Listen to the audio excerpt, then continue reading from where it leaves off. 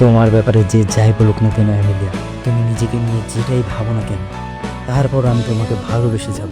আমি তোমাকে ভালোবাসি এমিলিয়া। আমি সারা জীবন তোমাকে আমার পাশে চাই, তোমার হাতটা ধরে থাকতে চাই। যদি তুমি আমাকে তোমার 10টা খারাপ জিনিস দেখাও যা তোমার পছন্দ না, তো আমি তোমাকে তোমার 2000টা জিনিস সম্পর্কে অবগত করে দিব যা আমার পছন্দ। আমি তোমাকে যেভাবে দেখি, আমি চাই না অন্য কেউ তোমাকে ওইভাবে দেখুক।